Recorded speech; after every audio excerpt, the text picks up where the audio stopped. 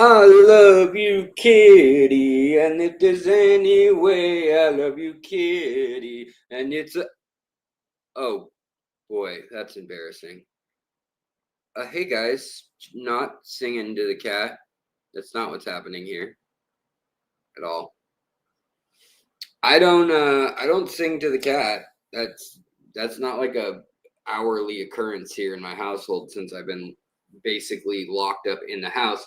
How are we doing? You know, this whole situation, getting caught with the cat where it's at in my hat. Boy, I am such a gooder rhymer. I am such a good rhymer. Makes me want to think, makes me want to drink my cherry Coke, my one a day, my one cherry Coke a day. We're going to have fun. We're going to have fun. Fun. Spell that backwards. That's N-U-F. That's enough. Enough. We're going to have enough fun for weeks today. So let us assemble. Autobots, assemble. Hello, welcome. Come on in. And, you know, I feel a little guilty. Like I got caught in the act with the cat singing. Like I'm a bit of a, man on the run now. I'm going to be tracked down by the law. And I guess we should probably test my microphone if that's the case, because we're going to need to cover this. So, oh, mama, I'm in fear for my life from the long arm of the law. Lawman has put an end to my running, and I'm so far from my home. Oh, mama, can you hear me crying, so sad and all alone? Hangman is coming down from the gallows, and I don't have very long. Oh, the jig is up, the news is out, they finally found me, the renegade who had it made except for a bounty. Never more to go astray, this'll be the end today, I'm a wanted man. He's a wanted man. Dear mama, can you hear me crying? I'm so scared and all alone. Hangman is coming down from the gallows, and I don't have very long. Oh, the jig is up, the news is out, they finally found me. Man, that's flat. That is so flat. I should sing lower. The renegade who had it made, it cheap for a bounty. Never more to go astray. This will be the end today. I'm a wanted man. He's a wanted man. What's funny is the cat, she loves to see her daddy sing, even when it's terrible. Even when she cannot sing, even when you can't sing. If you have a cat and you don't sing to your cat, then there's something wrong. Thank you, Gen X Heart. Put that in print. Have that print that. Send that to print. Thank you. Chicka chicka wow wow. Yeah, this cat, she jumps on me when I sing. It is magical. I love you. You're my favorite little stray. How do I keep getting these bacterial infections? I don't know. Anyways, guys, how are we doing? Are we feeling good? Are we looking good? Feeling good? Looking good? Feeling good, Lewis? Anybody know that movie? Cosman, what's up? Asta Llewellyn, Fish Dad 27. It's 27. Cosman, you want some Tianacara Candidia, the fish that are in the thumbnails, but you also want location data. Would you also like to know their names when they were caught in the wild? This is Yanamumu and this is Irapiqua. And they were found, a lovely young couple, in a dirty bog full of leaves in the Guianan Shield, just north of Tiapapico. One of them is vegan, and the other one is slightly older, but he's into that kind of thing. So it all works out. Is that the kind of stuff you want to know about your fish? Well, then buy them from Dan's Fish, because that guy may actually have that kind of information for you. So Gnarly says, howdy, howdy. It's howdy doody time. It's howdy doody time. Rachel says, boots and cats and boots and cats and boots and cats and sue me. Yeah, so sue me. Come on, baby girl. No, don't. You're not going to climb on top of my shoulders again. I don't want that right now. Robbie, hello. And Josh S. Ow. Hello. Rob Bennett, what's up? Pets Corner, what's going on? Remember, for 9 months of support, we got a baby. He has now given birth to a channel. That channel is Fishery. Thank you. I appreciate it. And the fact that you guys are here at all through that terrible off-key singing. You know, I want to play a song, and there's no way I'm ever going to win the fair use crap.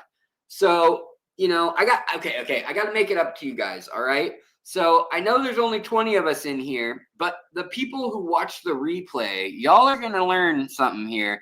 You're going to learn a trick. I'm going to throw one of my favorite supporters of the channel of 8 years. I'm going to throw him under the bus right now. I'm going to throw him under the bus, and I'm going to tell you guys a secret about how you can get some cheap, and by that I mean actually totally normal, good quality shrimp that normally you wouldn't be able to get your hands on both discount codes of, but I just tried it out and it worked for me at checkout. So unless they're like giving me something special, which they're not, let me tell you this. So Aquatic Arts, you sign up for their newsletter, and yeah, they're going to send you stuff. They're going to hassle you. So I don't know if you want to use your normal email. For me, they all go into my promotional bin in Gmail. So yeah, they send me stuff, but I want to know what's on sale at places I like. So I don't really care. But that gives you a 10% off credit usually. Sometimes they'll even give you a code that is a one-time 10% off credit, okay? Just for signing up for their newsletters. WetSpot does the same thing. Pretty much everywhere kind of does that to get you into their midst. Well, you sign up for the newsletter. You get the newsletter this time around, which it was a Friday blast. And you may, I don't know how that works if it already went out or if you can still get it right now, but I could probably share the link with you if you can't find it or if you're not already a member. So what happens is then you see that their newsletter has a big old offer on it. And the big old offer is on Aquatic Arts, it's buy one, get one. Any shrimp that they have bred in-house, and then it's a drop-down menu. And they think that you can only get to that by going and filling out an order through the hot linked or direct linked email, right? And that comes out to a great deal. It's $25.99 for a 5-pack of shrimp. And then you get another 5-pack. So you get 10 adult Neocaridina shrimp bred in the US of like, and I mean, to just give you a sample of what they have, here, I'll pull it up. But you can get any of their in-house shrimp that they breed there, and that may include some of the Amanos even and stuff. You'll have to look around, maybe even some of the Caridina or Babaltis. Just the price might be higher than the 25, right? But like I saw their Blue Dreams are in there. Their Sapphire Blue Dreams, which that's the line that had the orange eye mutation over in Asia. Now everyone's trying to get it to do that here. Or is trying to cross back one orange eye they've got from someplace. They're trying to cross it into the line here, the sapphires, right? The sapphire blues and the ultramarine blues were another one. But they also have a bunch of other stuff on sale this month, this weekend as well. Both are true. And they're selling out quickly, but they also have really interesting fish that I've not seen them carry in a long time. And a lot of stuff is marked down right now. So I was like, I have to shout out Aquatic Arts.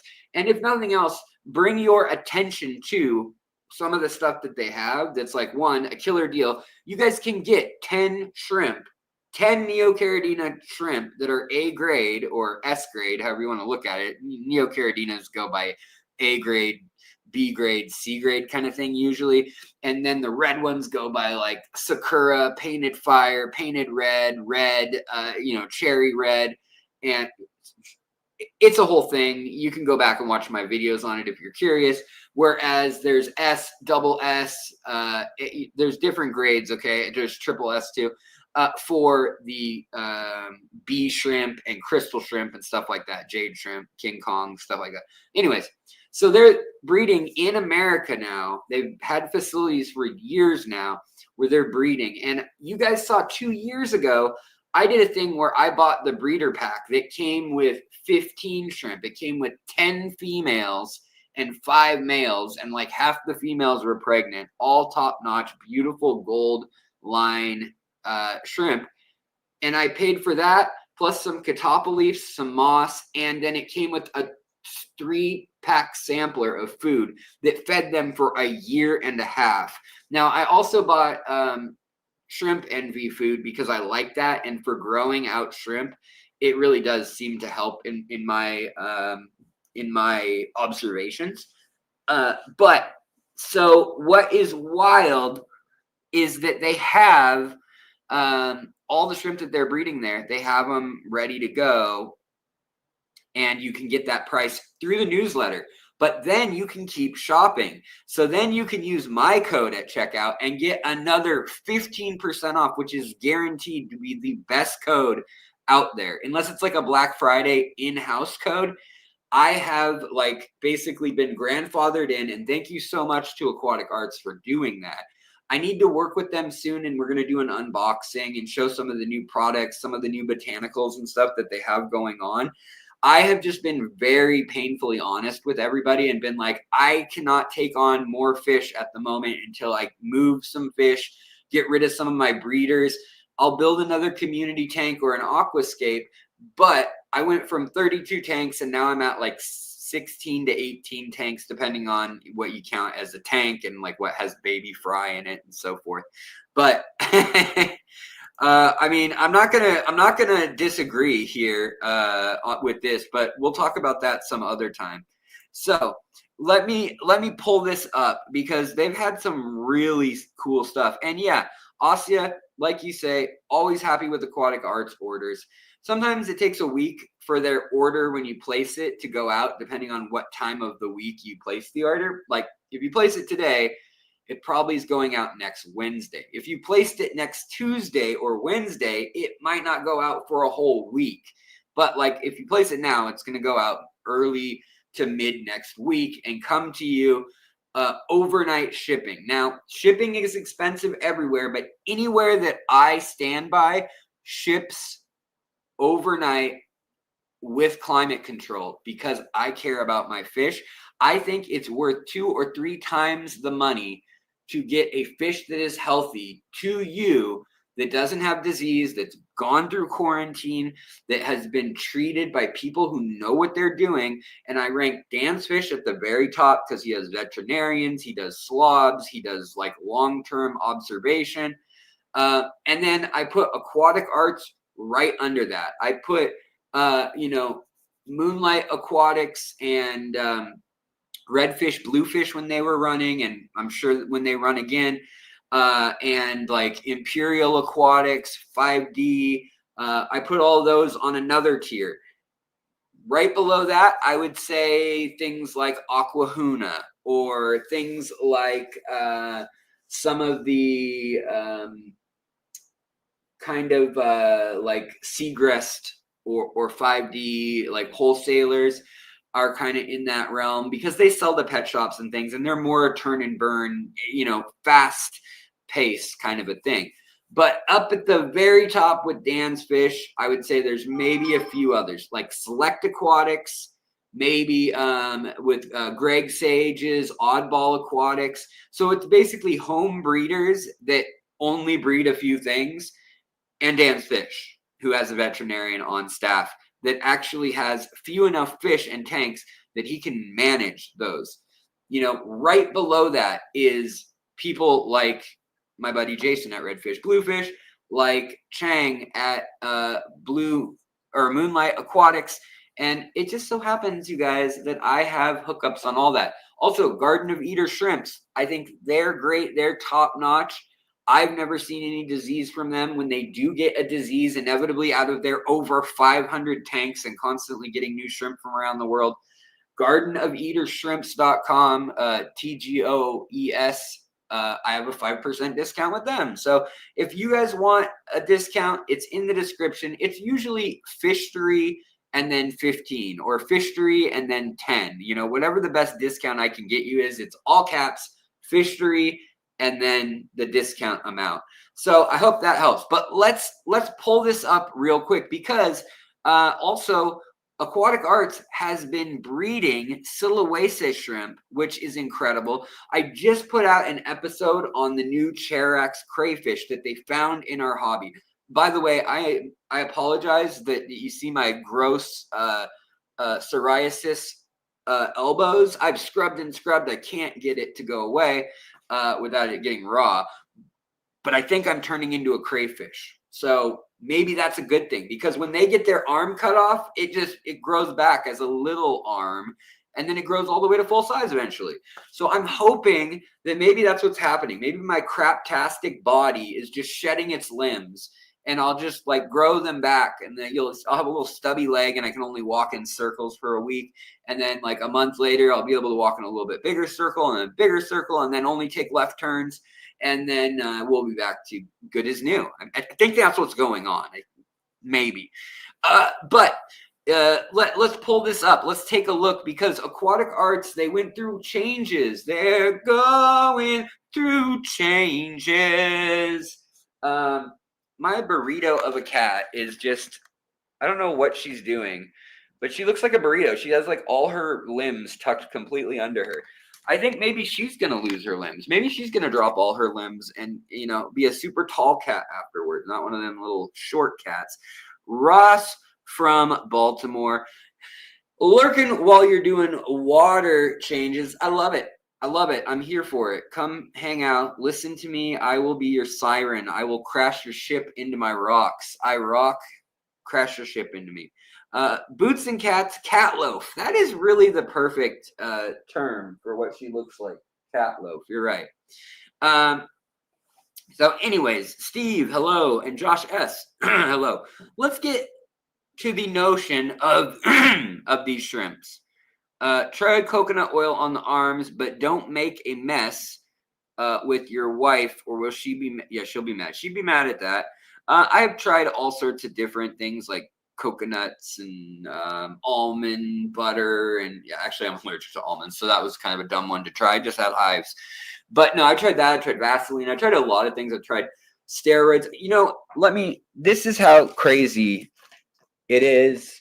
We're not going on a tangent today about this for more than like 10 seconds. But yeah, I have all these creams for it, plus an oral steroid, because otherwise my skin gets so bad that then I get cuts. Anywhere that moves, I get plaque psoriasis, because I've got the lupus that attacks your flexible like tissue. And so because of that, I get it on my face, my, you know, right where in here and stuff like that. And I have to like nip it in the bud. Right here, you can see I'm getting a rash. And when it gets hot, it gets worse. And so I have tried lots of things that would work great on normal people, that just for me, nothing really works other than like the big steroids, unfortunately, and diet. You know, honestly, helping. If I don't have any carbs, that's a big one. That really does help. And sugar helps somewhat, but I've cut sugar for 6 months, 3 different times in my life. And I just was like, you know what? I still need like this, you know, I don't drink beer. You know, I don't have the vices like, you know, a lot of people do, other than, you know, off and on smoker, which is stupid. But and Dr. Pepper, like or ice cream. If I don't have a Dr. Pepper, I'll help myself to an ice cream. But anyways, yeah. So let's get back on track. Boots and Cats and Boots and Cats and Boots and Cats. Shirley, hello. Sleeper Barbecue, Grills to Gills, Running Water. Oh, we got so many great people in here. Come on in. Scoot aside. You in the back. just roll up your wet sleeves, wring them out on the cement floor. And then, you know, these desks are kind of tight. I know they're like all like bolted to the ground, and you got your little table thing that's shaped like a freaking state of Idaho, and it flips over, and then if you're fat at all like me, it doesn't close on your stomach, and then you can't write your but there's room. So up in the back to the left over there, scoot in, guys, make room. So I was going to show you guys this.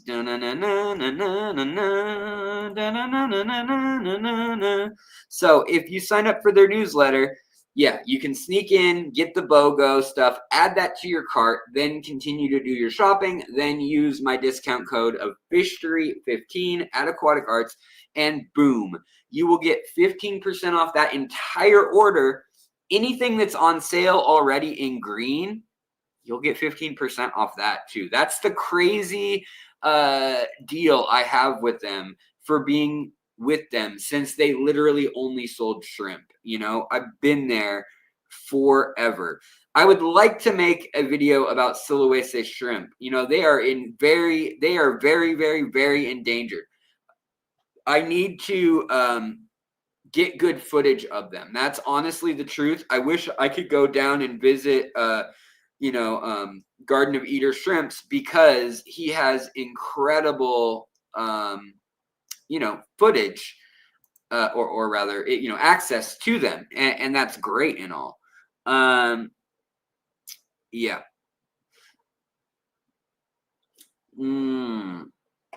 All right, let's see here. Well, Jeff, don't worry, I'm with you there. I started smoking at 28, which is so dumb, but that's when I kicked the last of all my like real bad habits, like no more herb, nothing. And like, I'm not saying that's a bad habit for everyone, but it was for me to have that. And I was on Ambien, I was on all these things that doctors prescribe.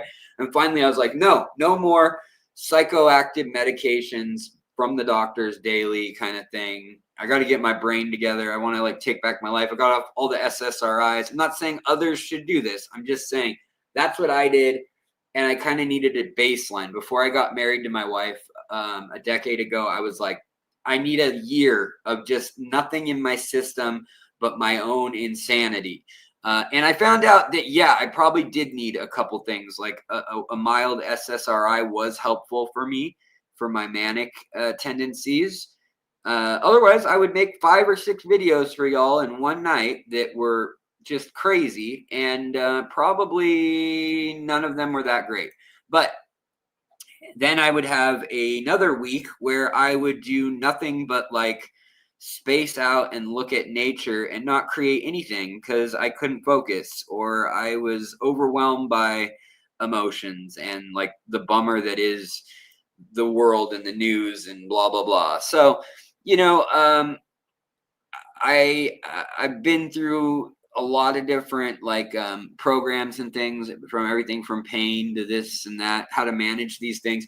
And I don't think I'm full blown, manic or anything like that, but I do have that tendency, and I do have that like workaholic tendency. And just I get so excited of these things. It's more that I have an addictive personality, and I get so excited and in the groove that when I'm in a flow state of painting or researching or working on a tank, it's hard to pull me away, Now, what's interesting is we are not getting a super good connection here, and I don't know why. Let's see what's going on here. Let me turn this on. Let me turn this to, do we get any better now? Did that load? Let's load one more time. Loading. Keep this thing a-loading. Rawhide.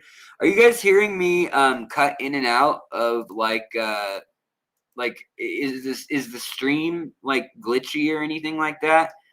Because boy, their website is otherwise. Amy, what's up? Good to see you. Wow, why is this not? All right, let's see here. What if I back out of this section of their, maybe it's just that site? Okay, cool.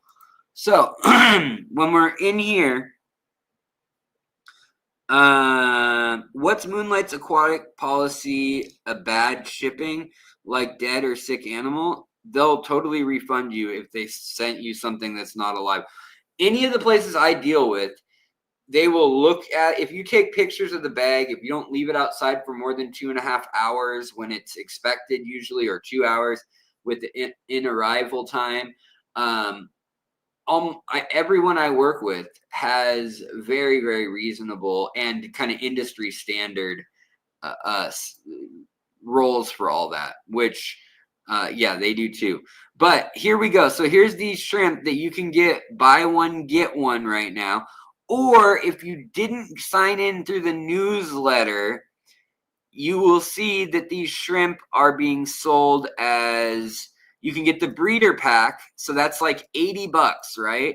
And that's $80, but then you get my 15% off. So you get another, like, basically $9, or actually like $11 off that. So it's like $70, and you get 10 females, 5 males. And then when you get the breeder pack, so you get sent these very beautiful fish, but you also get the food pack. Is it really gonna give me hell every time I try to load anything today? Invertebrates, shrimp.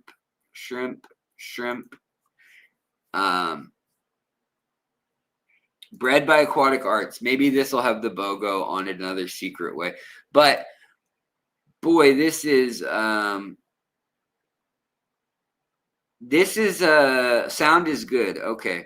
Well, I wonder if I need to like restart my, okay, here we go. It's just, man, it's taken a while for the internet to work. So right here you can see, I mean, you're looking at, that's very affordable as it is. $4 for cherry shrimp. But how many do you get? That's what I'm curious. Wow, do I really have to deal with this nonsense, shenanigans for the Securas? So can we get the BOGO variety? No. Okay. All right. So anyways, what I wanted you to see is that they've got these blue velvets. And they have the sapphires out still. They also have the painted red, fire, golden back, yellow, and blue dream, like the Skittles pack. And you can get the female, or the breeding kit, which is $87. And then what that gives you is you get all those crazy the like year of food, and you get also plants and botanicals. You get to try a bunch of different leaves and stuff like that. So it's a really good deal. And basically all you need is like aqua soil at that point, and like a filter, a sponge filter, and a tank. Like these red onyx are bred in-house. I don't know many people breeding these, and they're just absolutely exquisite. I wish their picture would stay up. Gosh dang it, what is going on today? But again, they're also doing, look at this. So if you have my code, look at this, guys. Normally $19.99 for the snow zebra Silawase shrimp from Lake Silawase. So these aren't the cardinal ones. These are a different Silawase species. It's hard to get Silawase species. And I think their site might be bogged down partially because so many people are so many people are trying to use, or it could be that I don't know. We'll try one more thing. It could be that I accessed it through my Gmail on here. But let me move to something else that's loaded while we're here, because I already see it going out of stock, and I want you guys to see this. But they actually have in pots Echinodorus chocolate marble. This is a rare sword that I don't see very often anymore. They also had the pink miracle sword that was only $6.99. That's like the Prinz Kleiner sword, but pink. So freaking cool. They had that in stock. They had so many different things in stock this morning that I was like, oh, that's what we're talking about today. They have the lavender gourami in stock. which is just a variety of the opaline gourami that's been selectively bred to be purple or lavender with like a nice orange and blue on it. They have the tequila goodeids, which is a Care species. That is a once extinct completely in the wild. Now they have a new little area where they're introducing them, but $29.99. I mean, then they also have, look at this, markdown from $25. Now you can get it for only $19.99. These Stigmatochromis. Isn't that the craziest name? Stigmatochromis sounds like something you bleed from the center of your hands. Also, the Tychochromis grandidieri. These are the Gold Coast Malagasy cichlids, locally bred in the Midwest in Indianapolis. Only $24. These things are going for like $50, $60 sometimes when I've seen them like at Wet Spot, because they're critically endangered. There's a Care species that is likely going to be gone in the next 10 years in the wild. And the same is true of a number of the species they've been carrying lately, which is absolutely awesome that they're dedicated to these stranger species. You know, they're doing the Liberty Mollies, only $9.99. Now, granted, Dan's Fish had these guys for, what were they? I think $30 or something at one point. And these, though, from Aquatic Arts are the ones I got, and they are all healthy and happy and doing their thing. Also, the honeycomb bristlenose. These are the Wabenmuster ones. These are really cool. These are like the Cheese Creek and a number of other collection points that don't have their own L numbers. Of course, nothing's loading as fast as I want it to. But these are great. I love these. $39 for these. They stay small. They're a small algae-eating pleco. They'll rasp on wood. They love leaves and algae and biofilm. They're a freaking awesome fish. And then, of course, they've got other new arrivals. New Episto albino with the I guess they're not calling them albino, but they're calling them fire red Gazizia. They are an albino morph, or a leucistic morph, I should say, with the triple red pattern. Also, though, they have the new Catappa seeds. They've got the Casarina, I never say it right. Casarina pine pods, which are pretty cool for surface area and shrimp to get their little talons into and be all about it. But I wanted to mention, like, their plant section. They have kicked it up about 15 notches lately. They have tissue culture booths sometimes, and they're doing also these little caves made out of moss and booths. And then it's all by what they have. See, here's how you sign up for their newsletter. It just literally pops up if you're scrolling and you're not signed up yet. Sometimes even if you are signed up. But you can then enter your name, email, boom, they'll send you an email. You'll say, oh, 10% off future orders. Cool. Ignore that. Go to their newsletter they sent you and just go to their deals of the week. Then go to shrimp, or rather invertebrates, and then shrimp. And then you want to go to Bred by Aquatic Arts, but it'll actually have a whole BOGO section. So we can go to all freshwater shrimp. Let's see if this will load for us. And then I'll come answer some questions in the stream again. But what's going up, Tommy? Good to see you. Headed to Yelm tomorrow to pick up something like 50 platies and swords for $20. That is a great deal. You know if a Nubius pinto needs high light and CO2 to keep the white coloration in the leaves? You know, Beto, what's interesting about that plant, yes, it does. Anubias and pretty much any plant that is all white, that's albino, or that has like a big old white section, whether that's boost, whether that's Ludwigia, even if it's like bacopa, like a stem plant, it needs to, what it is it's either a virus of variegation, which means like it has white or pink or orange or speckles on it that are some sort of pigmentation error. And that's caused by a virus that disrupts DNA, right?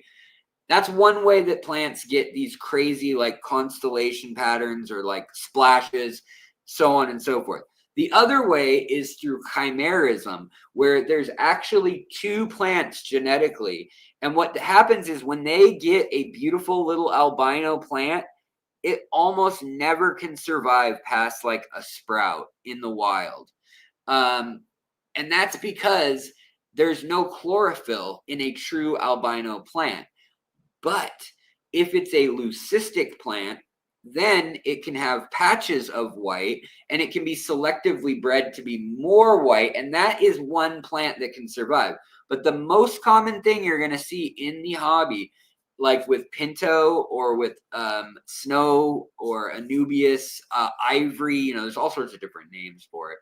But the most common thing you see is a chimera of a plant that was grafted together and then tissue cultured as one plant of the two. And basically, they graft onto a dark green variety of Anubias, the white sprout, and they score it and they tape it together and they put plant hormones on it. And then they let that grow, usually out of water. And once that's grafted together, they then allow that big green healthy plant to get most of the light, to suck up most of the CO2 and share its nutrients.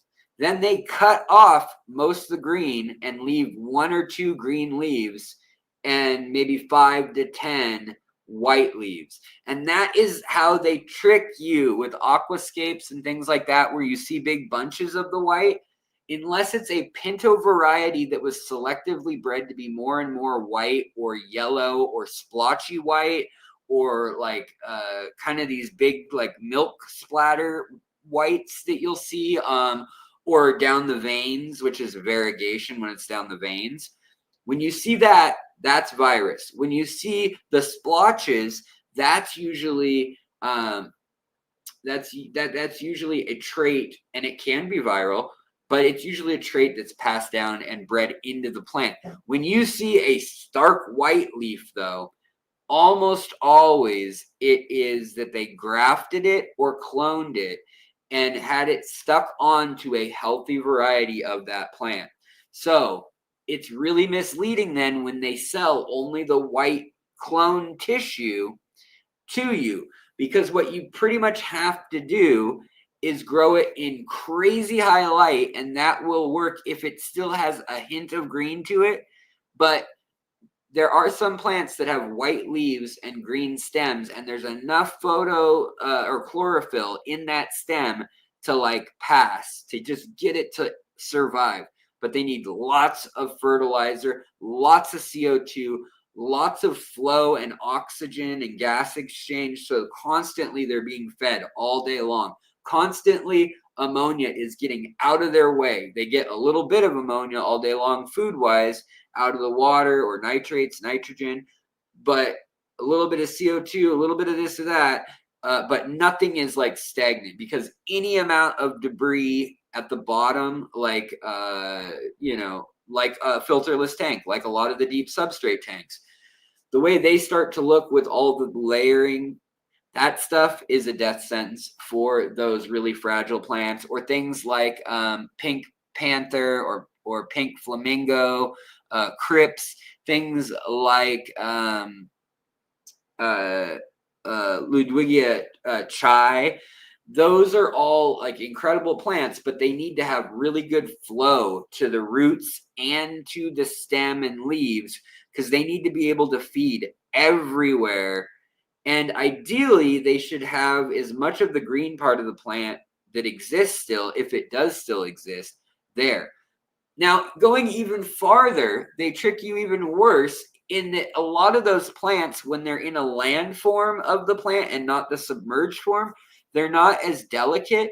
And so therefore, how do I put this? They have more of a protective layer when they're out of the water, because the sun and the humidity changes all the time, and they need to be protected from those things. So they grow what's called a waxy cuticle. And when they grow a waxy cuticle, a lot of times there'll be some, maybe 5% of the cells are photo receptor cells, with chlorophyll in them, but maybe 95% aren't. Well, underwater, it might be even worse than that. It might be that 99% are white cells, and it's soft and there's no protective layer because it can absorb the gases and nutrients and food it needs super easy. And that's the environment that in the lab it was given. It was given pampered status. So a lot of times what you have to do is take that tissue culture, grow it in like a high humidity tub, immersed, where the roots are either hydroponic or in dirt. Let the roots develop. Now with Anubias, there are no roots, so it doesn't really help. Basically, Anubias is one giant hydroponic plant. You know, Java fern, Bulbitis, Hydulata, Bulbitis ocellus, all those are actually just one big old hydroponic or aeroponic, whatever you want to call it, plant, because they're getting their nutrients in the rhizome, they're getting their nutrients on the leaves and stems, they're getting it 360 all around all the time. And so being soaked is their best bet. Their roots or their rhizome, they have two kinds. They've got the flat kind that holds on and is just there to anchor them. And then they've got the other kind, the rounded kind, or the kind with all the branches on it that feed. And so that's the tricky part about all those white plants that they sell in the hobby. That's a real bummer. And that, I don't know, it really, yeah, that really bums me. Relic Adventures, what's going on? Good to see you. Sorry if this is off topic. I just joined, but I'm hoping to set up a Florida blackwater biotope for Elosoma. Are there any Florida plants available in the hobby? There are so many plants in the hobby that are from Florida. Yeah, there are all sorts of rotallas. There's Florida Rotalla romosior, Rosavig, absolutely, or sometimes called Florida Sunset. That's a really hard one, but it is incredibly beautiful. You're going to need CO2 and high light for that one usually. But no, most of your Ludwigias, like Repens, Natans, I believe, you know, your Glandulosa, those are fine. Your Rotalla romosiors, those are fine. Your super red Rotallas, your you know, a lot of the Rotallas will say like Vietnam this or that, or Bangladesh this, Wallachia, or Walichi. Those ones aren't so much. Those are named after places, but in you can go online pretty easily and search by a plant's name and look it up. But long story short, in your aquarium, you do have a lot of things like pearlweed, things like mayaca, kabamba, bacopa, hydrocotyle, or the pennyworts and moneyworts, valsinaria, hairgrass, baby tears. All those things are native to the Caribbean and to the south east of the United States, and they're incredibly beautiful plants. Really top-notch stuff. Hey, Johnny, thank you so much. We got our first big old gift membership for the night. Thank you so much, Johnny boy. Oh, Johnny boy, the pipes are calling you from Glen to Hollow Glen. But yeah. Yay, make this broke boy happy this Friday. Aquatic News Network, I feel you.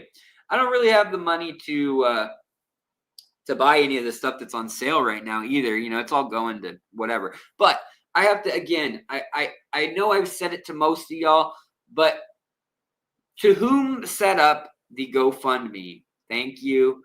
I'm not, I haven't been promoting it or listing it anywhere. I'm not throwing it out there either.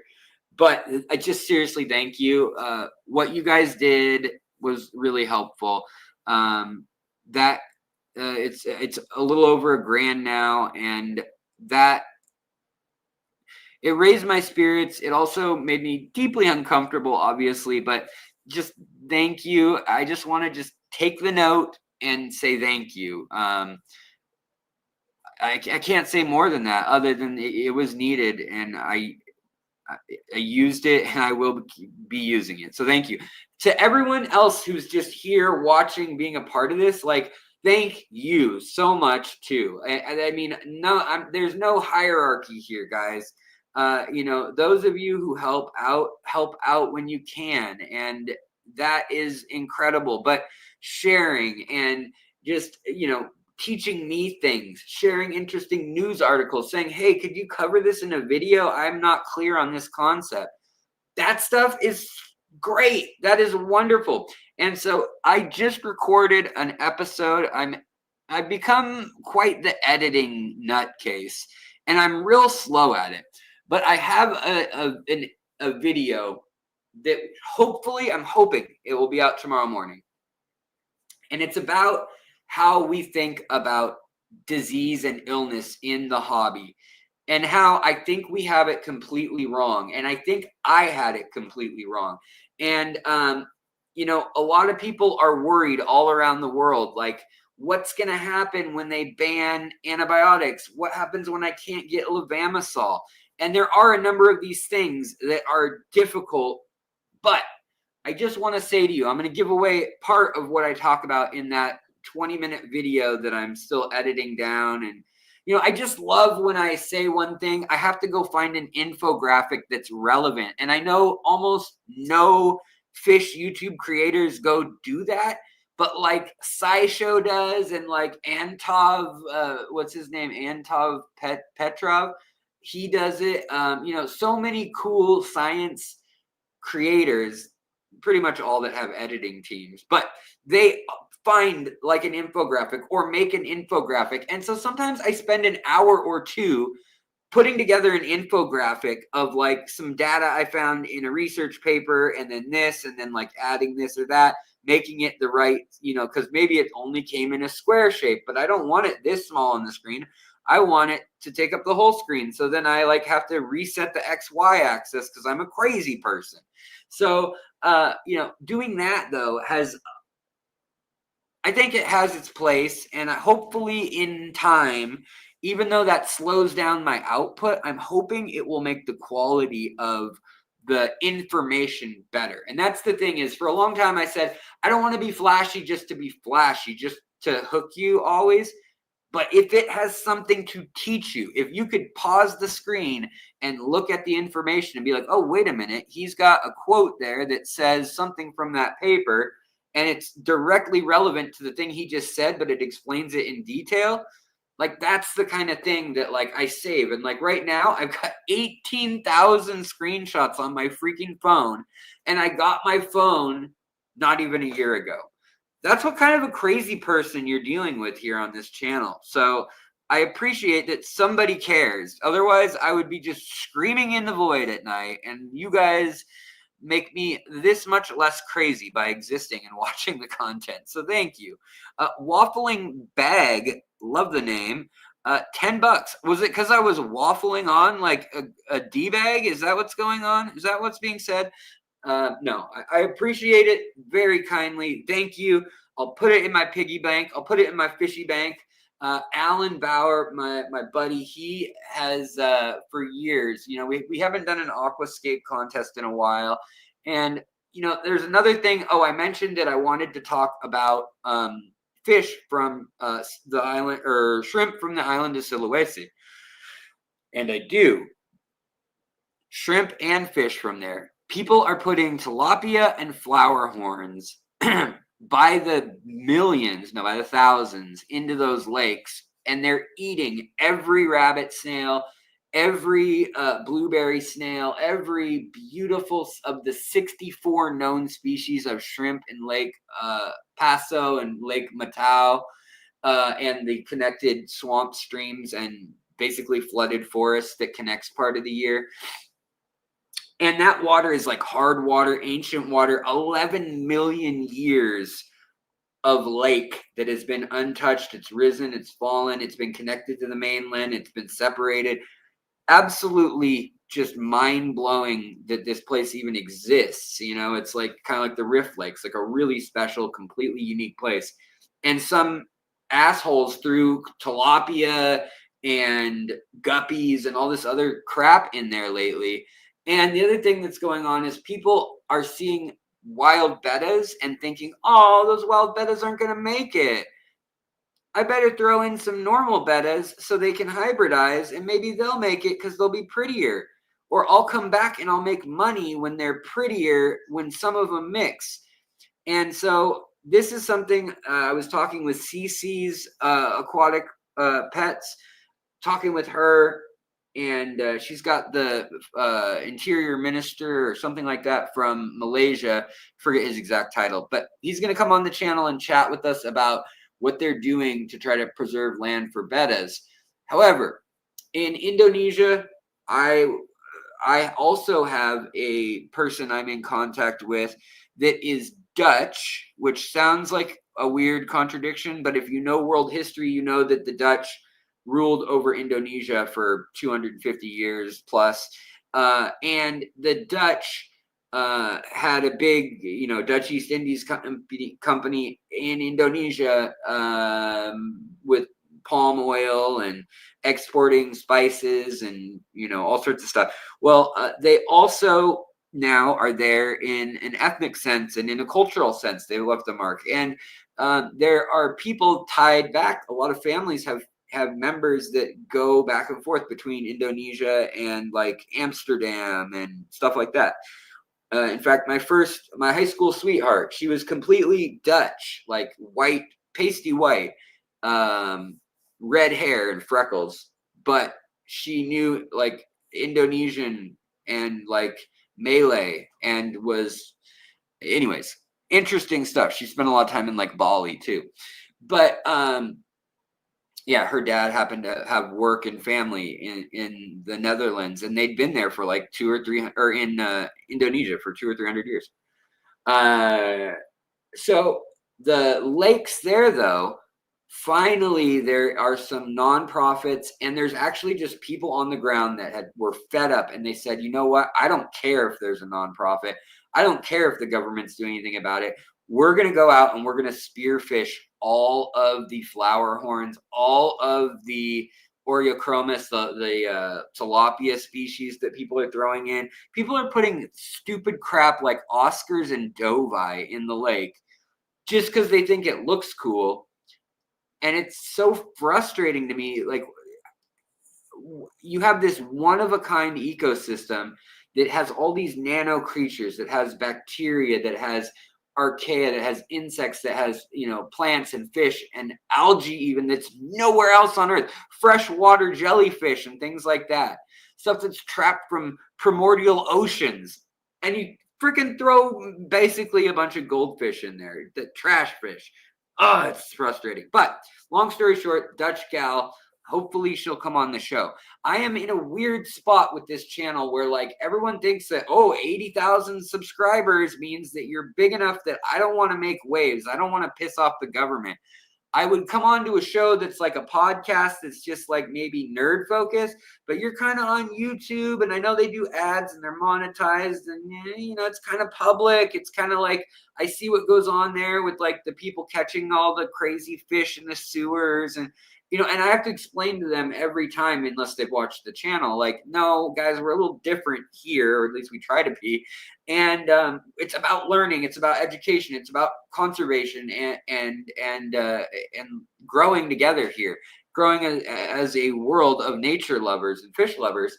And it's ironically like I'm just big enough to be worried that they're going to get in trouble with their boss or with their government if they speak out about like the Chinese companies, for instance, that are like clear cutting forests illegally without permits that they have video of. And I'm like, give it to me, I'll share it. And they're like, I don't want to getting back that I did it. There's repercussions on my family. They'll figure out that I'm the one who lives here, that has enough money, that would have a camera record. And so I'm like, okay, I respect that.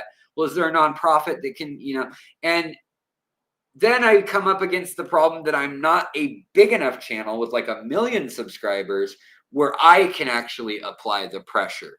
And so we're kind of an interesting transitional phase as a channel in that way that, yeah, I wish I could apply more pressure to these big entities. by working together with other people. But maybe if we band together with enough people who care and we get working with these international groups and NGOs and nonprofits, we'll make some headway finally. But again, Johnny Best super sticker. You thought I might have forgot it? I didn't forget it. I see you. I see you, boo. Thank you very much. I really do appreciate it. You far too generous, my man. Let's see here. So all right. Let me pull this up real quick. See if it gave us more information. Information. Everyone. Jack Barlow, welcome. Aloha. JP Jeffries, what's up? Troz, what's up? Ace. Anybody else sneak in here while I wasn't looking? Wasn't looking. Piotr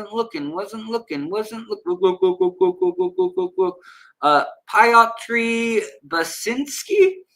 What is that? A Polish name? I'm sorry if Piotr. Oh, Peter.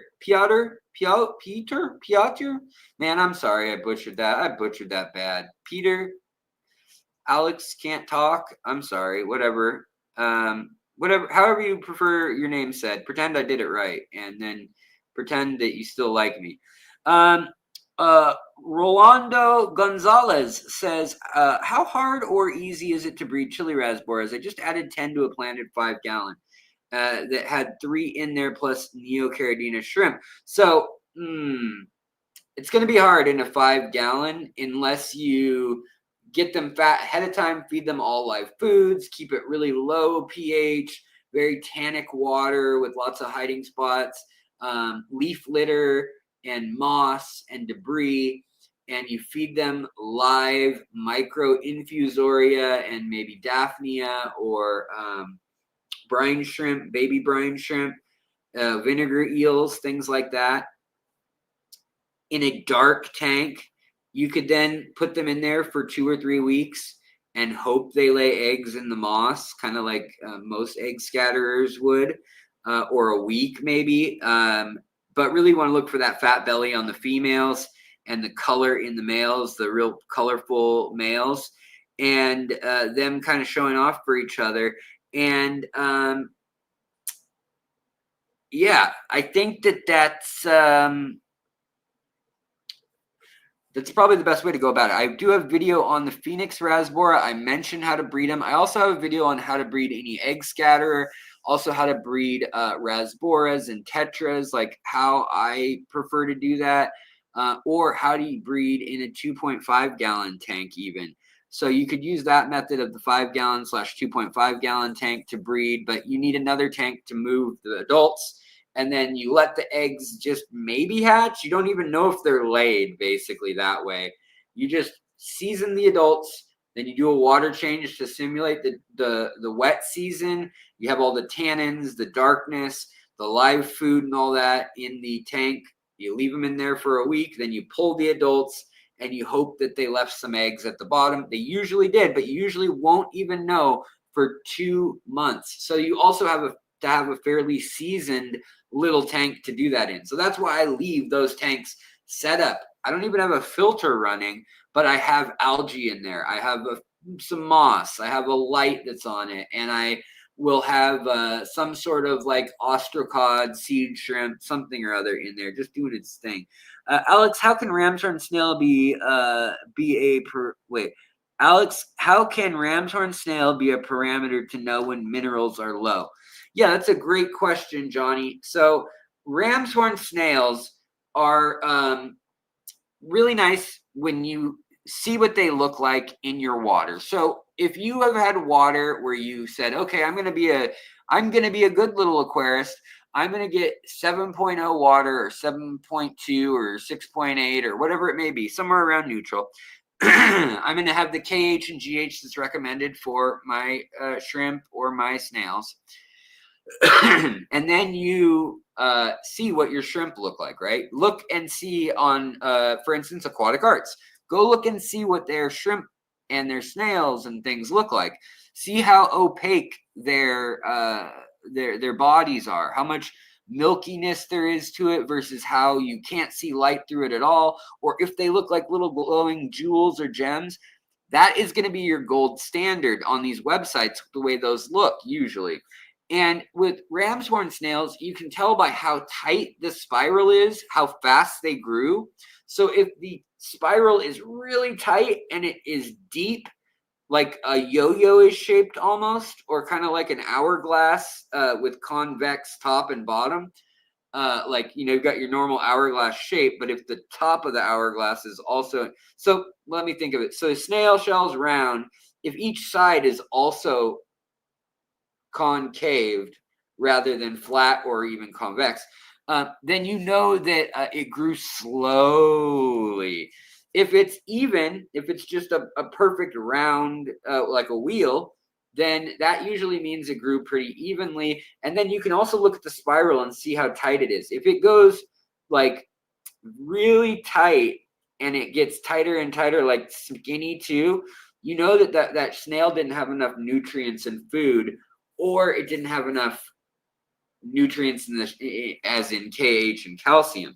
And so that, along with how clear it is, so if it's a spotted or a leopard print ram's horn snail, you'll know, oh, that should be totally clear almost with brown or bronze spots that are shaped like this or that. Well, when you look at the snail, you'll see, oh, wow, it actually has like these cracks on it, or it has seams where it's cracked and it's had to fill in with calcium.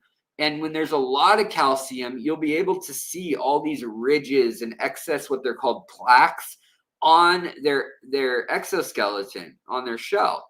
And with shrimp, you'll also see that, like in my Malawa shrimp, you'll see when they have excess KH, GH, hard water, they will have like stripes of white and white speckles and things on their exoskeleton. That's basically, again, plaques. It's thicker layers. Whereas when they're in very soft water, they're totally translucent. Like the picture of this yellow shrimp here. See those little white dots or yellow dots on it? Sometimes that opacity in a shrimp can actually be from the KH and the, you know, calcium being up in the higher end. So people kind of fake out the quality sometimes by trying to just make it opaque and not necessarily make it pigmented and opaque. So I hope that helps a little bit. I hope that makes somewhat of a sense. But again, yeah, thank you so much for gifting memberships, Johnny, buddy. I really do appreciate that. That is very, very kind of you. Also, reminds me to ask about my Elosoma biotope. Do you think using outdoor bucket culture technique would breed enough infusoria for Elosoma 2.5 gallons?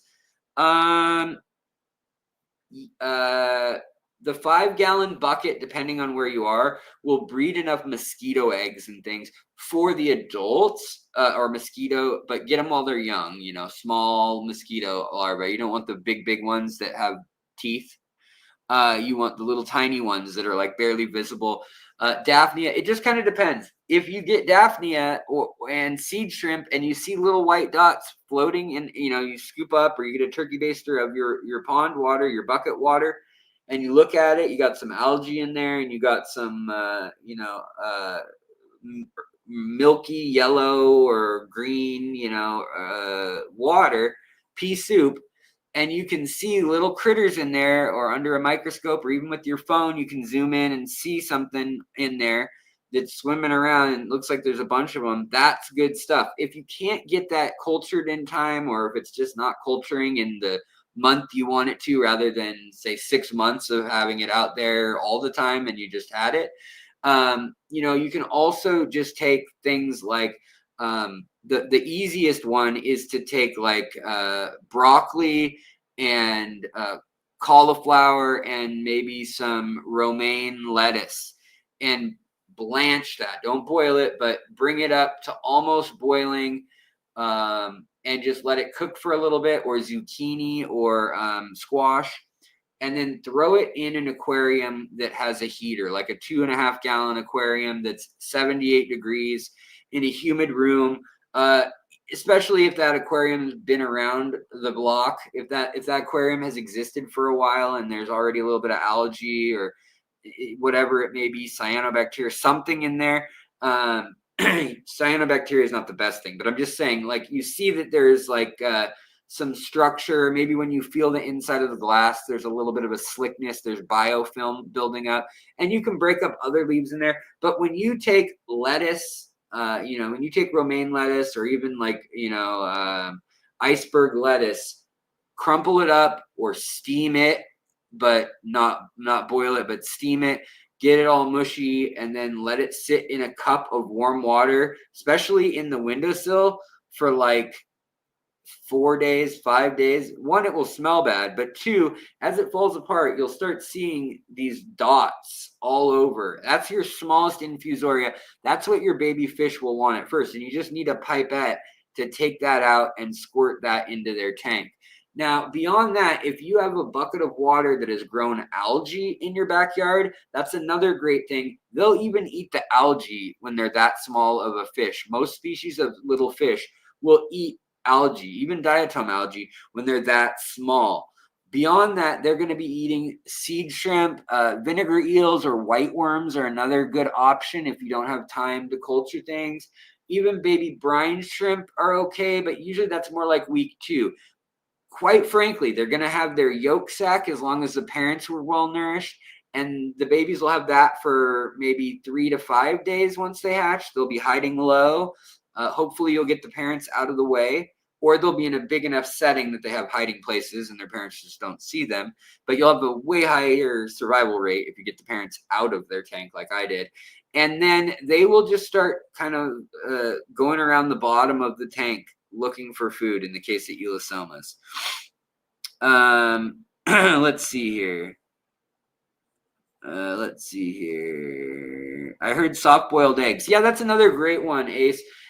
Beef hearts was the old one that people used to do for angelfish. They'd grind that and then they'd pull it in like to like the finest like pulled pork, but beef heart possible. Or mince it, mix it with a little bit of garlic. That's for like bigger fish, angelfish, Oscars, stuff like that. Even like red worms, wrigglers, earthworms, people would chop those up too. But egg yolk, you just take a little bit of the egg yolk and just literally get a texture of it, roll it around on, between your finger and your thumb, and then just put it into the water, room temperature, let that kind of fall apart, and they will eat that like it was their favorite food of all time. Thoughts on Mark's method of using a little sugar to boost biofilm production for shrimp? What's in the cooler? I trust Mark implicitly with what he does. Most of the stuff he does on Mark Peggy over on Mark Shrimps, I have to give it to him. He does a good freaking job. He's got a lot of shrimp. He's tried a lot of things. But I don't love sugar just because it's sugar. Like we have very here, especially even compared to him in Norway.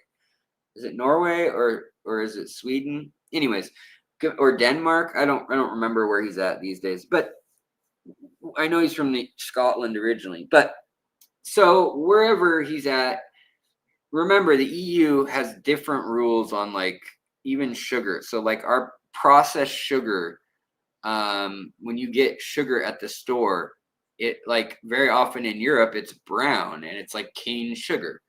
Here you get the white granulated bleached sugar that's in the trays. It's been bleached. It may have a preservative in it or something. So I would say that might have a difference. So investigate what exactly he's using. But also, I wonder if fruit sugars and vegetable sugars like beetroot or even like corn, like cream corn in a can or something like that, if that would be a better source of the sugar. Plus, it would also have some basic amino acids and proteins and fats and sugars and just all the building blocks and all the carbs, all the things that nutritionally are basis as well. But I'm not sure. Yeah, I saw that sodas are supposed to get more cane sugar. He said he wanted that, but I don't know if that would happen, if that'll happen, like how they'll roll that out or whatever. Because there was some other like retort to that, but Coke was like, yeah, we'll see how it goes. Or we'll see how it, I don't remember what they said, but they said something kind of was like, we didn't say that we could do that yet. It's not affordable yet. But I mean, at the same time, Seattle, we already pay what it would cost to buy the cane sugar type in Seattle. There's a 30% tax on any sugary drinks here that have over 10 grams of sugar. So like anything, I mean, even like some of the like sweet tea, like Sun Tea here in Seattle, it's like the price of a cheap beer. It's like a Budweiser costs the same amount as your tea or your soda. Like a 12 pack of Dr. Pepper, not on sale in Seattle, is $14.99 to $17.99 for a 12 pack near the city downtown or like in the main neighborhoods of Seattle. And you'll pay, $2 or $3 a can at least if you buy them individually. But if you buy, it's insane. Brown crystal sugar. Yep. Brown crystal sugar is what he's using. Interesting. But yeah, I would be curious if you could use something like, apple or dates or something like that too, that would also have some interesting other byproducts that might be helpful to the shrimp as well. Like even just things like the pectin and the tannins and the what is that? Whatever, it doesn't matter. Stuff that's helpful. Yeah, I also have the mini cans for $12 of sugar. Yeah, definitely. My shrimp love apples. Yeah, totally. Got Andrew Smith. Yeah, totally. I hear you. So I wanted to show you guys a couple more things too over on, I was hoping that it would load because you guys know Aquatic Arts, not only do you get my 15% off, you also get their sale price, and they're doing the buy 5 get 5 shrimp deal for newsletter. If you start and enter the process of shopping through their newsletter link, you can add that to your card and then go from there. I don't know why my internet though is just so bogged down. It's gotta be. So look at this. They've got these, like I was talking about though. These are Sulawesi shrimp from the island of Sulawesi, from Poso Lake and Mato and Poso Lake. And they were $20 a pop. Now they're only $12.99, and you would get 15% off of that. So that's another $1.50 or something off that also. So I mean, you're paying $11 for that. That's pretty wild. They also have these incredible orange Amanos, the creamsicle Amano pack with the orange, the yellow Amano. I've shown you guys, they're incredible. The snowball Amano, then the normal Yamato Amano. I don't know. It's pretty freaking cool what they've got in-house. Also, let's see what they got for Caridina shrimp right now. But those deals were just so good, I had to let you guys know. Plus the fact that they had those new plants. And also Moonlight Aquatics. They've got, you use the code FISHTORY10 at Moonlight. So at Aquatic Arts, it's FISHTORY15. You get 15%. How can you beat that? Look at this. Babalti shrimp, green Babalti. These are Carna CF Babalti. They still don't have an official name. These incredible shrimp have been around since aquatic art started over 10 years ago. They used to be the hardest shrimp in the world to keep. I tried to keep them. I lost colony after colony, but they've gotten sturdier and sturdier. They have yellow eyes, dots. These live in like northern Africa, the Nile, the Iraq, and like the Euphrates River Valley, all the way into Iran and Pakistan, Afghanistan, into India. They're one of the green Babalti morphs of shrimp. They also have the tiger shrimp, but again, once $8, now $6.79, and you get your 15% off that. Blue bolts, $17.99. That's A to S grade. These are high grade blue bolts. But again, look at this. We've got the more purple snow zebras. We've got the super tiger cantonensis shrimp from off just north of Hong Kong, from mainland China. And then we've also got Cardinal Sulawesi shrimp. Used to be $22.99, now they're $19.54, plus you get the sale price. And then if you buy any of their combo packs, like I was saying, you get 5 breeding males that are adults fully, and 10 females, plus any other babies that come with them. So if you're going to do one of these breeding packs, it's only $104 for the Sulawesi breeding pack, whereas it's only like $80 for the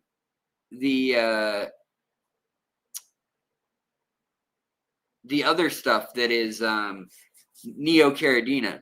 But they also have the skunk shrimp and the short-nosed algae-eating shrimp. That one I love, the Longorostrus. The red galaxy pinto shrimp. You know, there's so many. They had the Australian Amano shrimps, the black fancy tigers packs. You know, they got a lot of stuff going on. But I mean, this just shows you can spend $6.97 on some Caridinas, and it's actually cheaper than that for you guys. Or, I mean, you're going to spend $7.99 on some Amanos.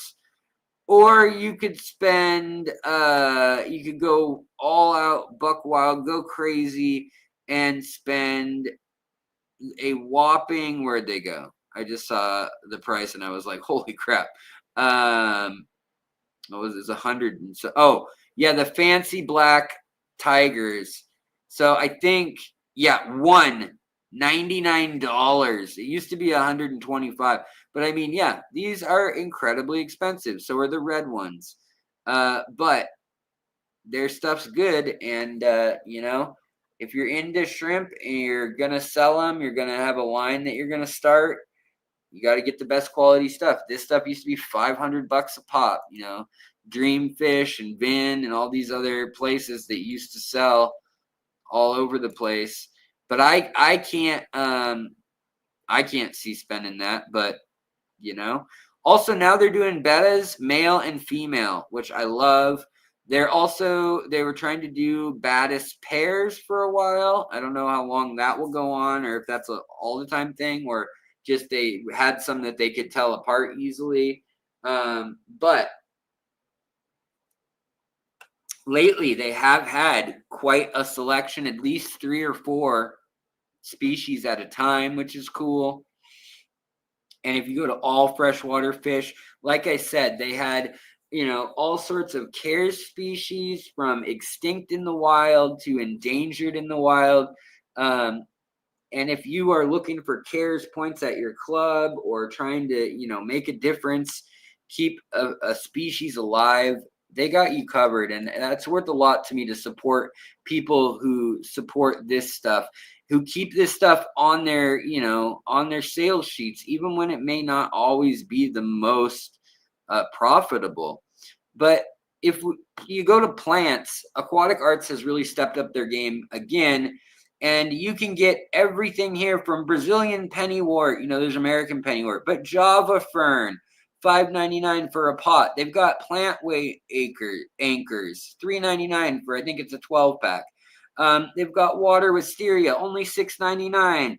Banana plants, $7.50, but you can get your 15% off too. You can get a whole Java Fern mat for $10.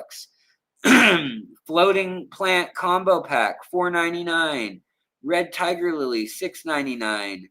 Anubias on driftwood, $20. Christmas tree moss, $8. Frog bit, Anubias coffifolia, beautiful plant, gets huge, $8.99. 3-plant beginner combo of floating plants. I don't know why the hell you'd want this one, but hornwort, duckweed, and java moss. I wouldn't want that one. But look at red cryptocorn or cryptocrine, $5.99. Again, red flame sword, echinodaris. This is a hybrid. This is a really beautiful one. Bronze crypt wendy, Wendetti, red floaters, $12.99. They have lots of interesting stuff here. They've got mini hairgrass, $7.99.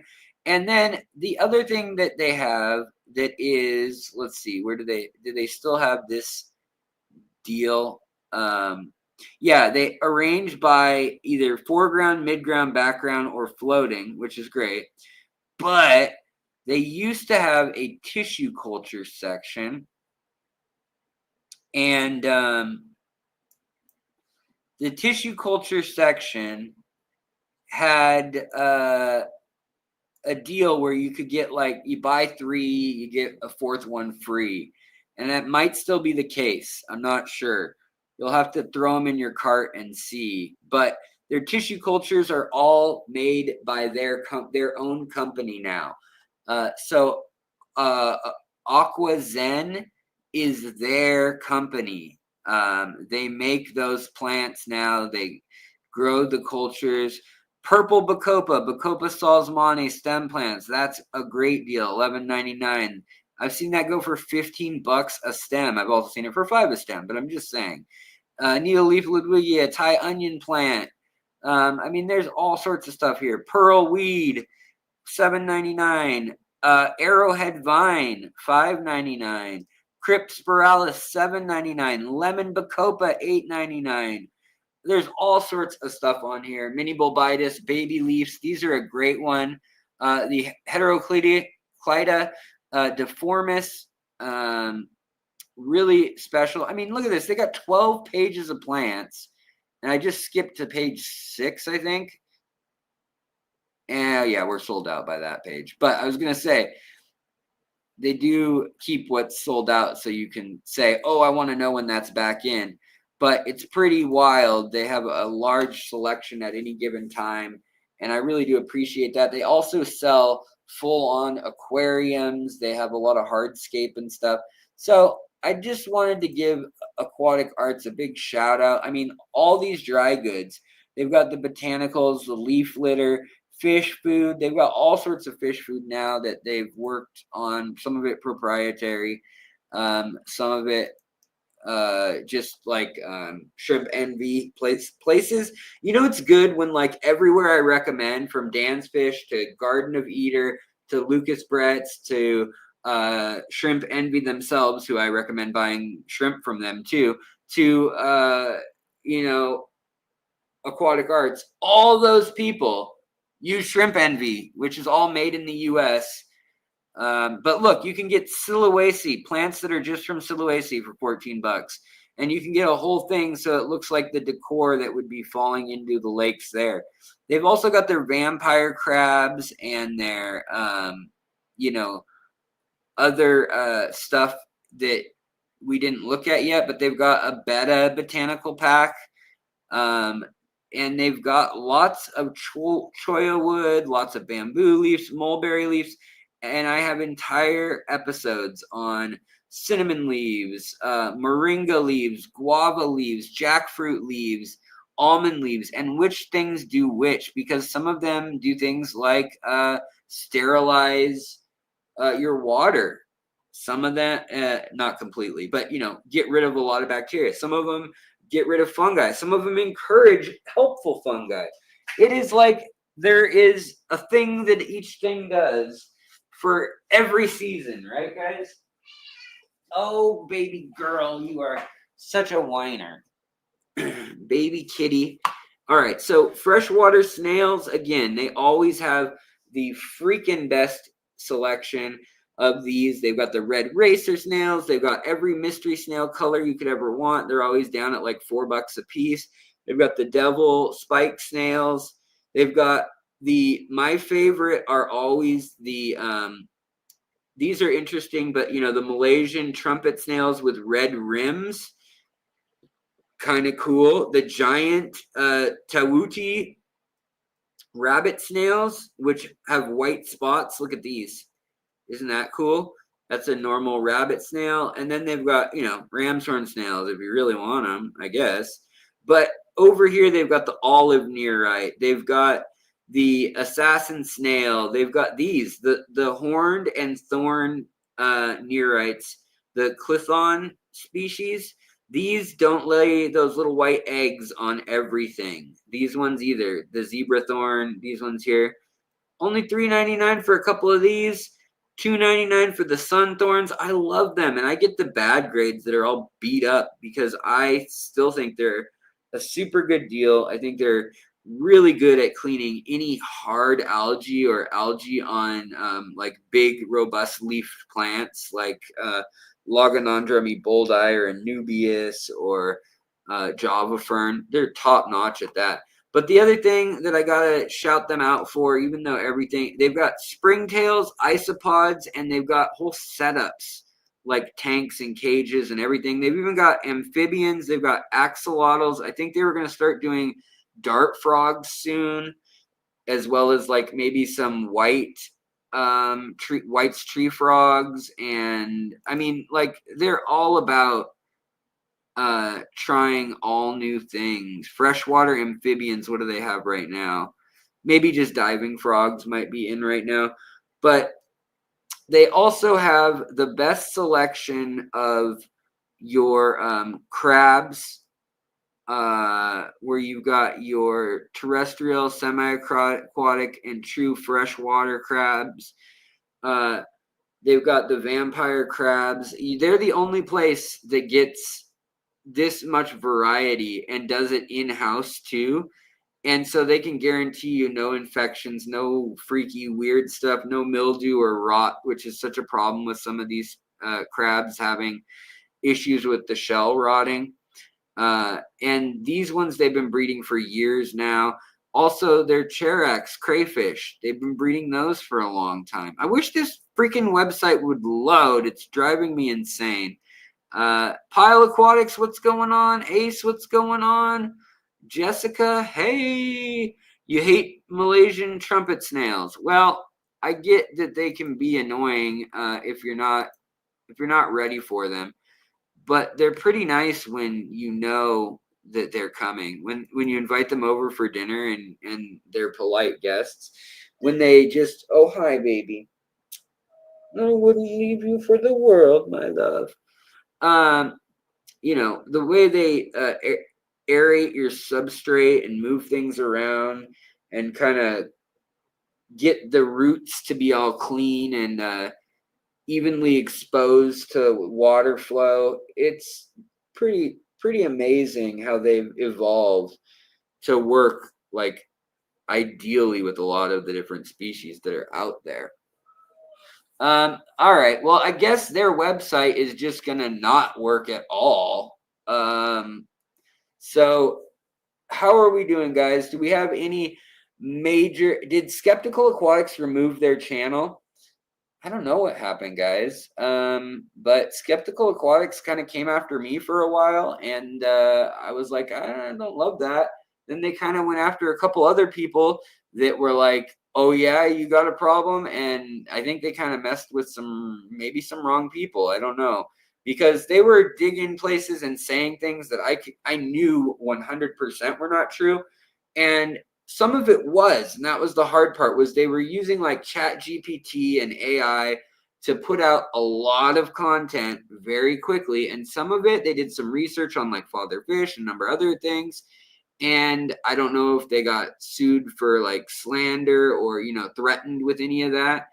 But what I think also happened that was just the biggest detriment was they just they're putting out like kind of scattershot, and it was like, why? Like, why are you picking on, Lucas Bretts? Why are you picking on Katie's Cichlids, or whoever it may be, Jason of Primetime, me, like. Their complaint of mine was, if my room is messy, my fish must be dying of illness. That was one of the things they had to say. So I don't know, but what was interesting was when I went to AI, everything they had to say about everyone was also the way AI summed it up. So I don't know what was up with that channel, but I had like some kind of hopes that maybe they were really going to do some investigative journalism and like really didn't have an agenda. But then I kind of realized like, oh, they want to have their own like kind of counter mainstream conspiracy theory vibe about everything in the hobby. And they would just do something that was real clickbaity a lot. And that kind of got old quickly. How do you get rid of ram's horn snail or Malaysian trumpet snails? Was assassin snails, and stop letting them overeat.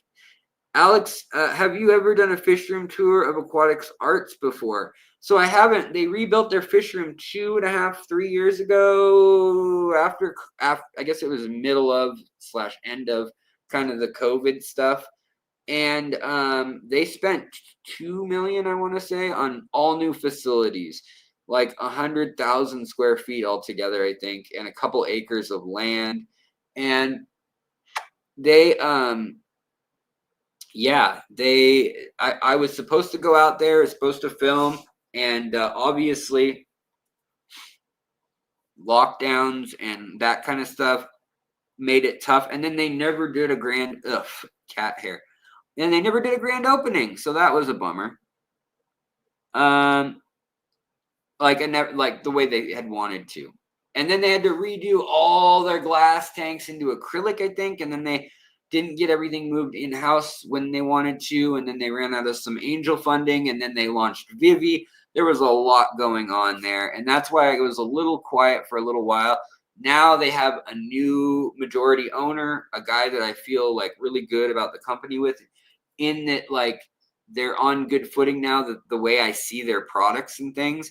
I hope they can maintain the true character they've had this whole time, the way they used to do so much charity work and stuff. But even if they don't do that, as long as they ethically are running the company the way they had been, what's best for the hobby, what's best for the fish, what's affordable, and truly passing on things, money, prices, just like Dan's, passing on money when it makes sense and the fish are expensive and that's a premium product, but not just saying that and charging more for everything. So like, just like in the shrimp section on Aquatic Arts, it's either a $6 shrimp that's a Caridina or it's $125. Like clearly they paid a whole bunch of money for one of those shrimp and they're gonna tell you the price, But yeah, Aquatics Arts, when they used to sell Marimo moss balls, when they did all sorts of floating plants and other stuff to tissue cultures, they were selling to every Petco, PetSmart, Walmart, all the big distributors were getting their stuff through them. And they sold the floral part of the company about 5 years ago. They cashed that out and then they bought Vivi with it. Then or built Vivi with approximately $1 million, maybe $2 million, and that didn't work. And they tried to launch that. I had my own opinions about how it got launched, but then the company also kind of ran into some trouble, and then the main guy who started the company, who I have nothing bad to say about from working with him or anything, but it sounds like he wanted to just be done with it and walk away. And literally like mid November 2 years ago, and I was like, what's going on? And that was a bummer. We didn't even know if they would still be open after the winter break. And so I was just holding my breath, and someone bought it that has clout in the world of production in the United States and in Hong Kong. So I am happy to see that. I'm happy that that's the case. They kind of got bought out by an even bigger force, and I thought we're gonna find out if this is all gonna turn to just pure profit. We would have known, 2 years ago, basically. But no, they did streamline and got rid of some employees and things that before had kind of gotten to hang on there as almost like charity, letting them work 20 hours a week with benefits and things like the old company used to do, and like having 30 employees. And now it's more like, I think, 15 or 20 employees, and they all work full time or, don't, and get benefits and stuff. But that's that. So, they kind of streamlined that. They streamlined the way they ship things. They streamlined the way they buy things.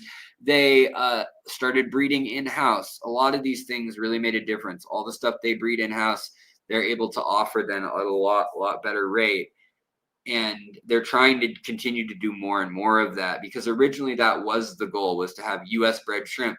Back when the shrimp hobby was plagued with all sorts of bacteria, pathogens, virus, and stuff like that. Hogue Aquatics, what's up? How goes it?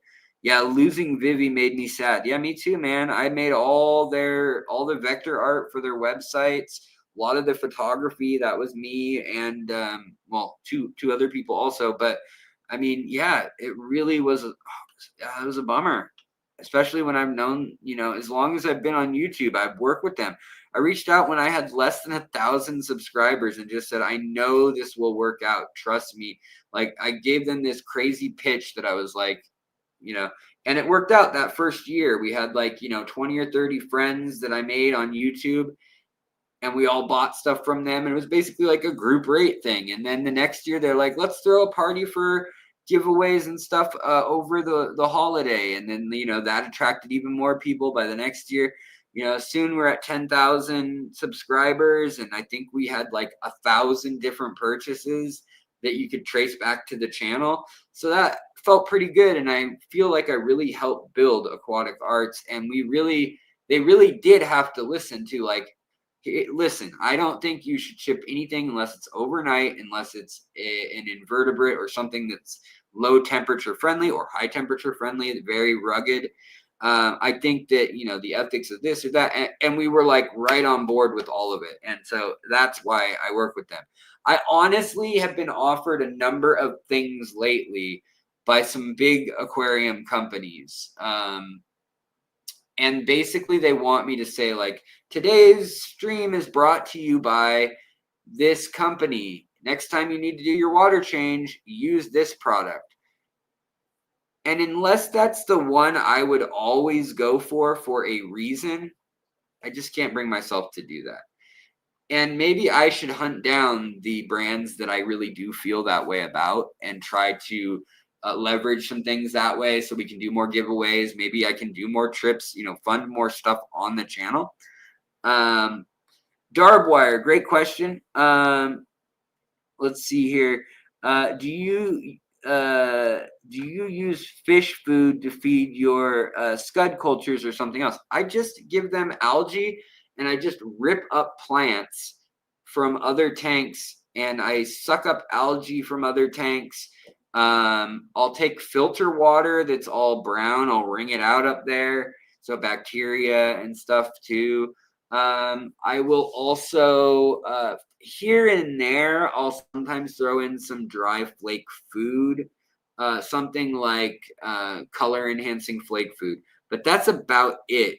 I really it's a dumping ground for nasty stuff. Like if I see like a dead rotten leaf or even a fish that's passed away, I'll put them up in the scud container if I know it's not like a parasite or something. If I see that it, is old age, the fish was fighting or got wedged in the filter intake or something like, then that's something that I would also put up in there.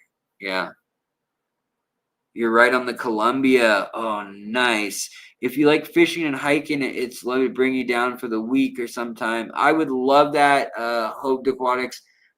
Message me about when that could work, because the only thing, although I will say right now, I've got a compression wrapping on here. I've got special orthotics on both feet. I've got boots for both feet. One I'm not wearing. The other is right there, and one I'm wearing.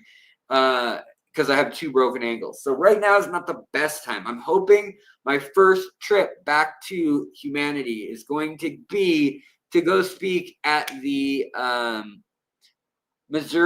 St. Louis, Missouri Fish Club. That's what I'm so excited about doing in September, mid-September.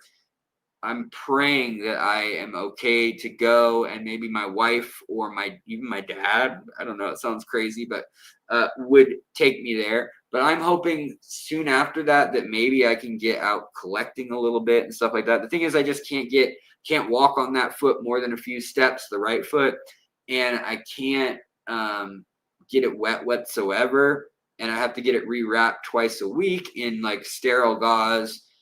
There's some stuff that's still rough with it. And I can't get exposed to a lot of different bacteria and stuff like that because my immune system's so weak with lupus. But I am dying. It's been like 9 months since I've been on the water. More than that. No, it's been a year because literally I was in the hospital in July. So it's been a year since I was actually out on the water, and it's been probably 8 months since I was out fly fishing from the bank. Even when I couldn't stand, I went out. I was more sick the second time than the first time I went into the hospital. I was more sick from the secondary infection. So anyways, but I would love to do that, and I want to get out. I wanted to go collecting so bad in St. Louis when I go down there, but I don't really see it in the cards. I think if I can just get through the airport, get to the club, give my talk, stay together for that, then that's probably that's asking for like more than enough from the universe. But I'm hoping that will still all work out. I have done, I appreciate everyone's thoughts with autoimmune stuff. I have pretty severe autoimmune stuff, like going into organ failure and ending up in the ICU due to we don't know what kind of stuff.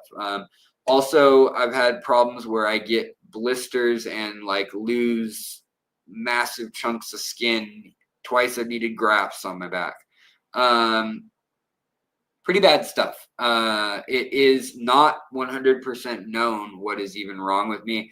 Something between psoriatic arthritis and RA and lupus. They call it lupus because it's in the lupus symptom complex. It has 7 of the 9 markers of what it has, and I have a marker biologically that is consistent with lupus but doesn't diagnose lupus. I know that's kind of frustrating. And also, I don't, as a male, it's less common to have lupus than a female, but it does happen. I think 10 to 20% of the cases are male. But I have, yes, I've done carnivore diet. I've done no soy, no wheat, no gluten. I've done no sugar. I've done intermittent fasting. I have spent 30 years fighting autoimmune stuff, and there were points in my life when I was ready to give up. There's points where I didn't eat at all and ended up in the hospital and stunted my metabolism because I was just done eating.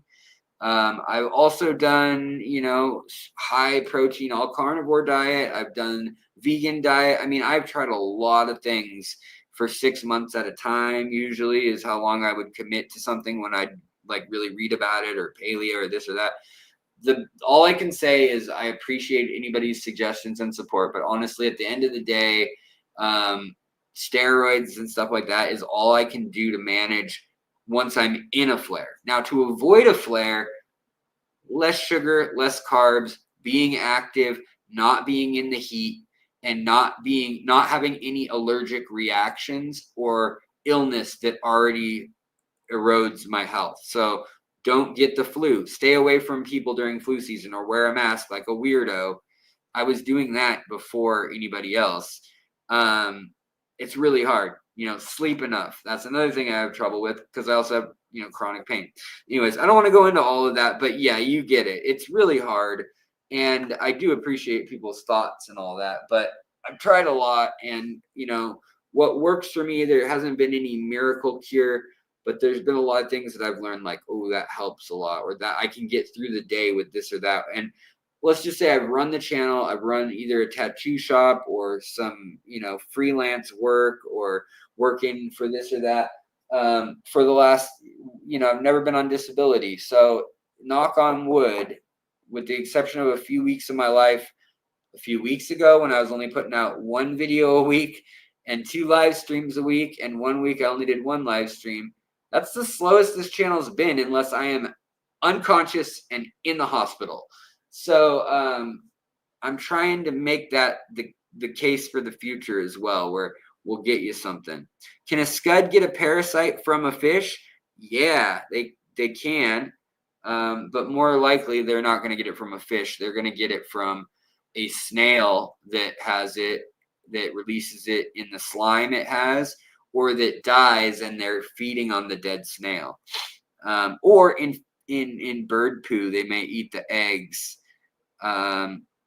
But there's not a ton of really bad ones in the aquarium hobby. If you bring your fish inside, your fish foods inside, and you let them sit for like a month or two, all those parasites, they need 3 hosts. All the really gnarly, like trematodes and nematode type ones that live in the bird, then the snail, or a leech, and then they go into free water and then into the fish, and then again they go to free water, or a bird eats it and gets it, or a bird gets it in its leg and then poops it.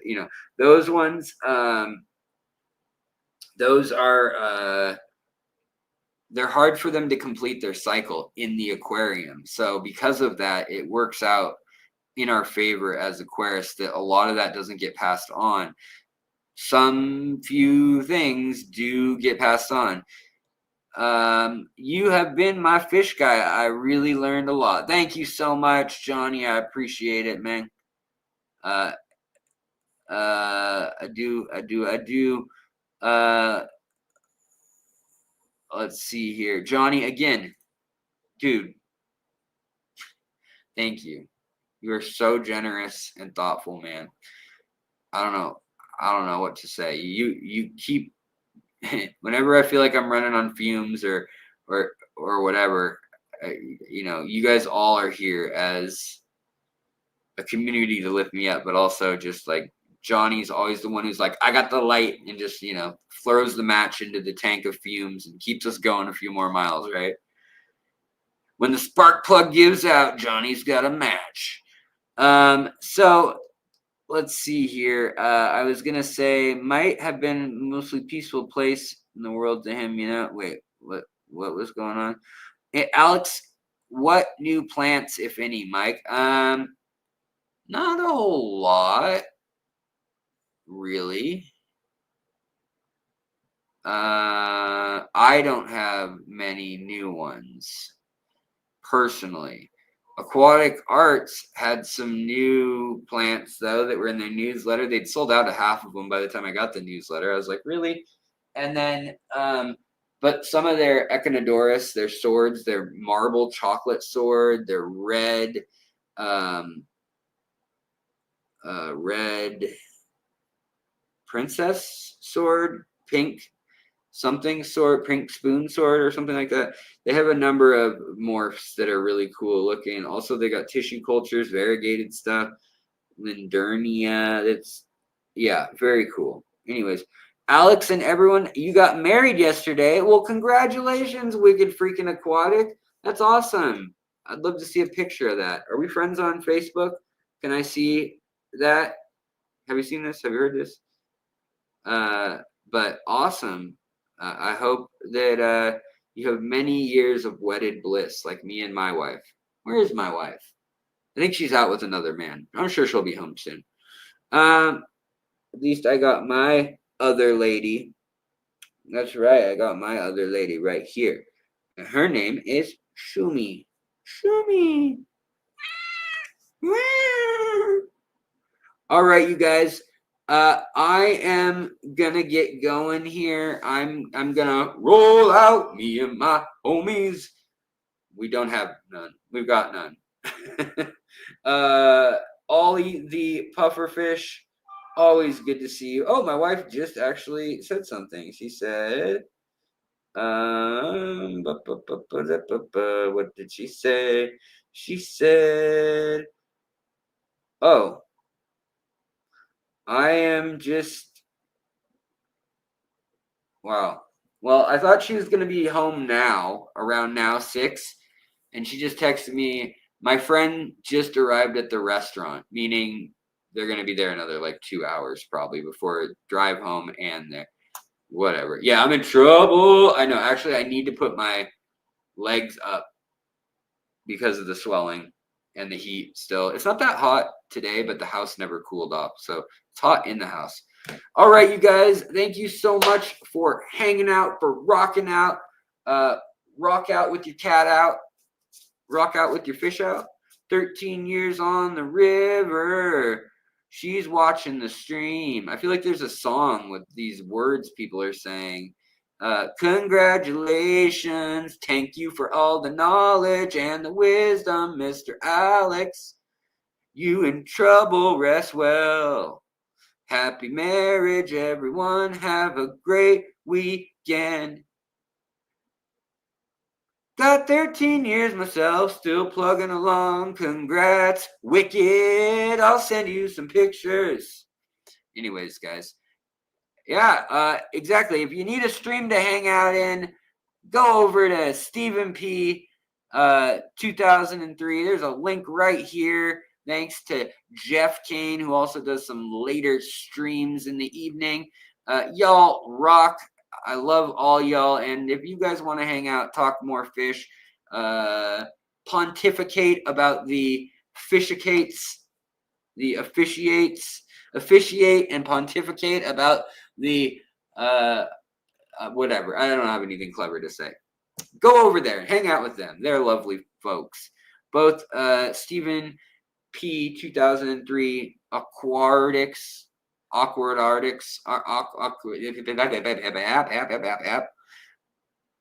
chop sandwiches. And also, obviously, it looks like Jeff will be over there. So that's a cool one. You know, Jeff will be over there. All right, guys. Thank you so much. Super duper chatters. Super lame chatters. People who didn't chat at all. I love you all. And I appreciate you all. And have a wonderful evening. If you want, like I said, give some love to Aquatic Arts. They got some cool stuff. Hopefully their site loads quicker for you than my stupid internet tonight. I know it's because everyone gets off work in Seattle on Friday and everyone works in the tech industry. And lately, everybody's been told you got to go back to work. You can't work from home remotely every day. And so they made everyone come back on Fridays. And now my internet falls off a cliff at like 4 o'clock in the afternoon when all these e-bros and e-gals get home and are like Netflixing everything again and all that stuff. But have a good one. Also, Moonlight Aquatics and Dan's Fish. He's selling $100 fully freshwater moray eels, tiger moray eels. Absolutely bonkers deal from him. If I ever were going to get one, which I really do want one, I would get it from him. I want to have an eel tank. My neighbor still has an eel tank, and it looks so cool. It's so gnarly, but feeding them so many bloodworms and shrimp and all the like beefy food you have to feed them, not cheap. Not cheap. Not cheap.